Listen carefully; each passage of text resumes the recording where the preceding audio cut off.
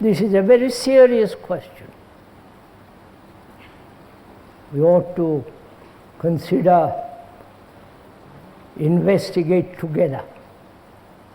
Not that the speaker is exploring or pointing out, but we, you and the speaker together are walking along the same road at the same speed,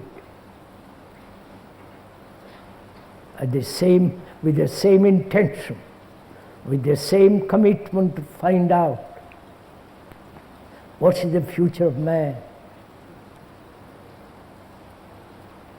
Not only the future of our grandchildren and their grandchildren and so on, but the whole of humankind. Not one's own particular future.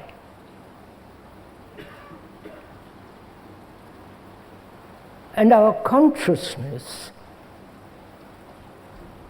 which is what we are, our reactions, our responses psychologically and physically, all the beliefs of various cultures,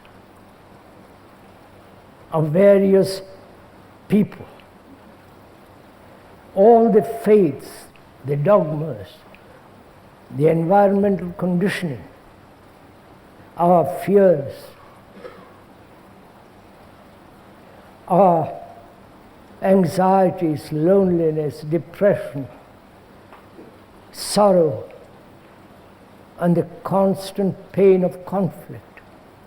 This is the common ground on which all human beings stand. That's a fact.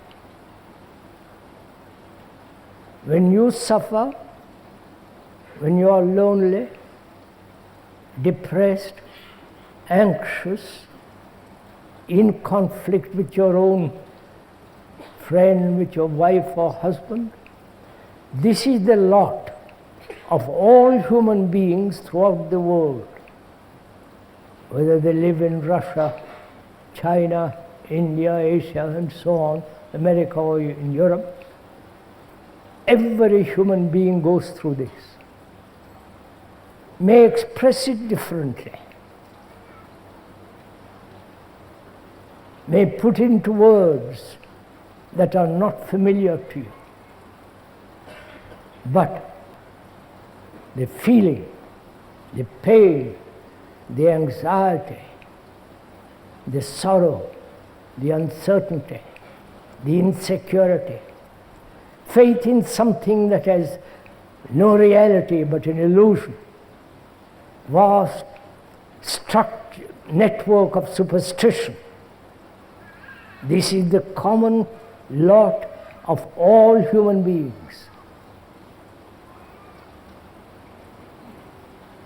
That's our consciousness. Your consciousness is not something private, personal, exclusively one's own. It is shared by all human beings. Whether you go to the most primitive part of Africa, or the most sophisticated people in New York, or Tokyo, or even in Moscow, they all share this. So it is not our personal consciousness. It's not your private individual belief in something or other. This belief is shared by everybody. They may believe in something and you may believe in something else. But belief is common to all of us.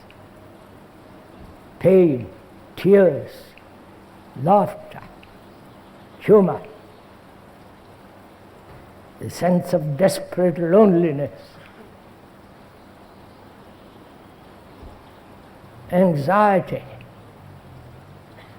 is shared by every human being on this beautiful earth. So it's not yours.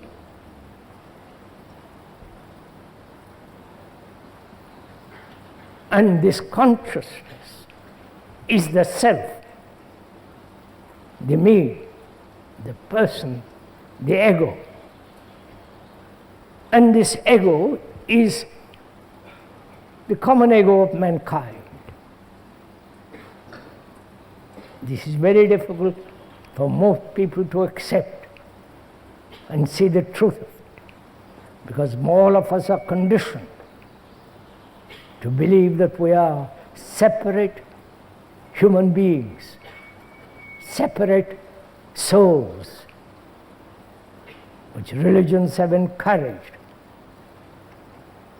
Separate, when we think as though we were separate from all other people who think.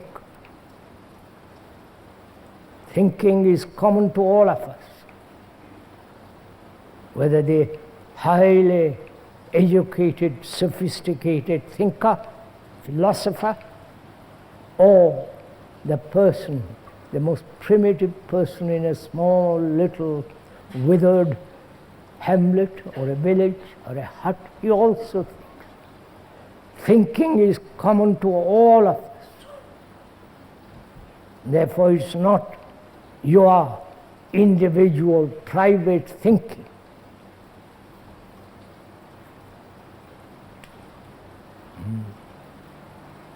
It's very difficult for people who have been brought up from childhood to think that they are separate. That's a marvelous illusion, cultivated sedulously through literature, through talent, through religions, through national worship and all the rest of it. And this common consciousness, the common self, not yourself, the self which everybody clings to. That's the common self, collective self. And what is the future of mankind?